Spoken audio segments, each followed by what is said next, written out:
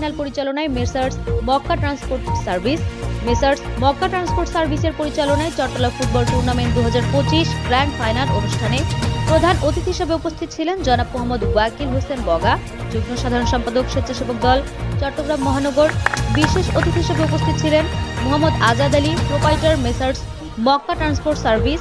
এছাড়া উপস্থিত ছিলেন কমিটিবৃন্দ আহমেদ রাব্বি, তানজিম মাহমুদ আলভি, সাদি আল হাসান মারুফ, খুলশী থানা ছাত্রদলের নেতাকর্মী সাইফুল ইসলাম রবি, জোনায়েদ হাসান গনি, চৌধুরী সাজ্জাদ, ইমন, রানা, আল আমিন সহ অসংখ্য নেতাকর্মী উপস্থিত ছিলেন।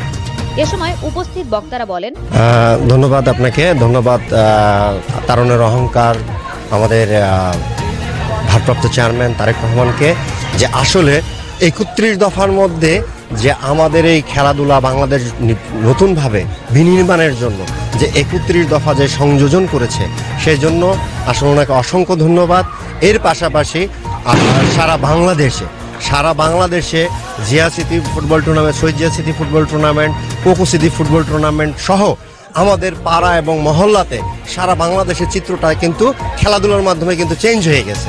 আপনারা দেখেছেন স্যাটেলাইট চ্যানেলে, আপনারা যারা সাংবাদিকতা করছেন দীর্ঘদিন যাবৎ, দেখেছেন যে ফ্যাসিস্ট আওয়ামী লীগের সময় আমাদের বাংলাদেশের চিত্র কিন্তু মাদকদ্রব্য এবং বিভিন্ন প্রকার নেশা দিয়ে, এবং যেরকম এখন মরণ নেশা আছে, ইয়াবা থেকে গাঁজা থেকে শুরু করে আপনার মদ থেকে, বাংলা মদ থেকে শুরু করে, মানে বিভিন্ন প্রকার দেশকে ধ্বংস করে দেওয়ার জন্য যে পায়তারা শুরু হয়েছিল, যে জেনারেশনকে নষ্ট করে দেওয়ার পায়তারা।